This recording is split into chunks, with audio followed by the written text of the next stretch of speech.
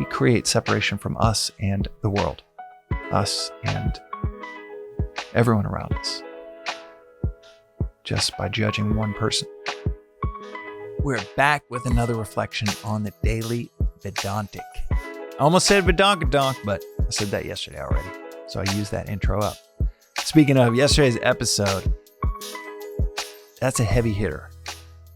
That will not land on ears lightly. So if you missed that one, go check it out. Today's, I don't think it will be as controversial, but it is as countercultural, counter to what culture would have us believe about our approaches to the world. And it starts with this phrase, but there's a few of them within the Vedantic philosophy that use this structure. And here it is. Hope is a mild form of anxiety.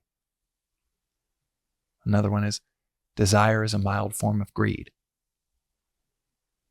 Or another, judgment is a mild form of hatred.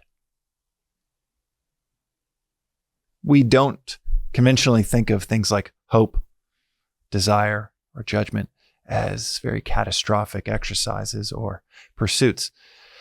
Obviously, our culture is built on desire and encouraging desire in this or that direction.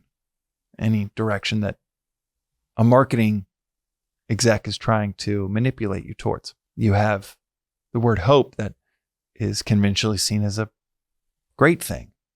And yet this philosophy says hope is a mild form of anxiety. You have judgment.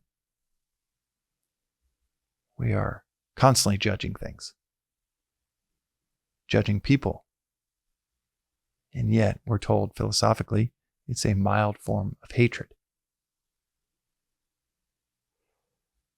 The opposite ends of these spectrums, and that's what is being articulated with these, is that these are all spectrums of the same thing.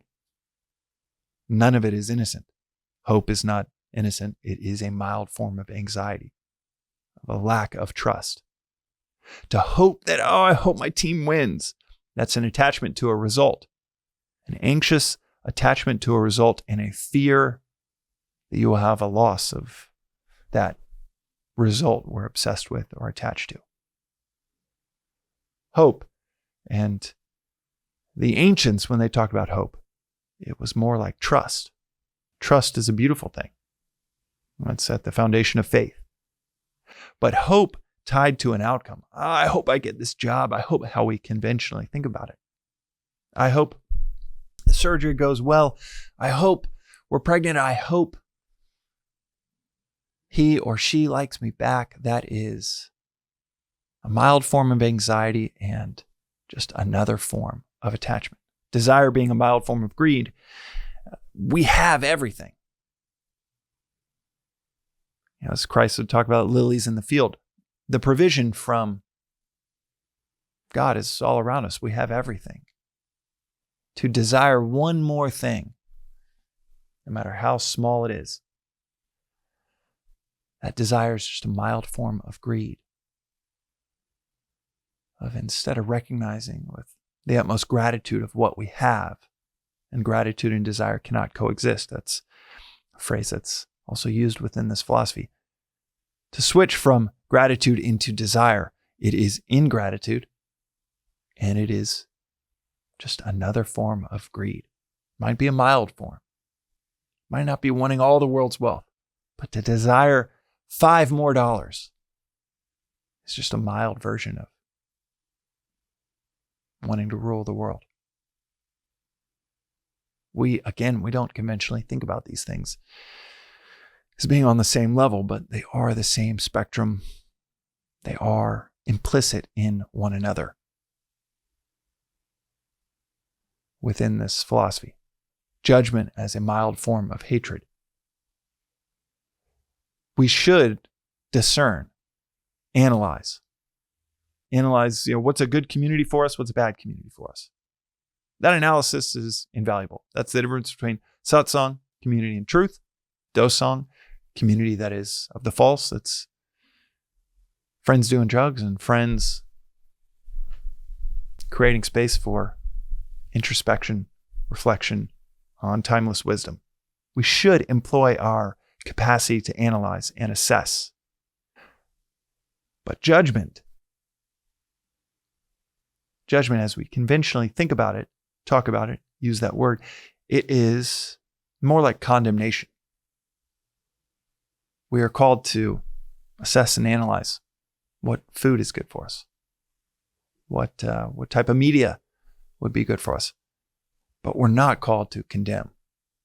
Not called to condemn media. We're not called to condemn food, because there is a time and place to have some ice cream, to have a whole bar of chocolate. There's no condemnation. There's no condemnation for someone partaking in that, or even no condemnation for someone shooting up heroin. We are radically called to not judge ever, to not condemn, because we are not them. We do not know what they're going through. And there is that great phrase, if we were them, we would be them. If we had the lack of good guides, we ourselves would likely make the exact same choices. But even in that observation, there is no judgment. Judgment is a mild form of hatred. Hatred is seeing otherness, is a propagation of separateness.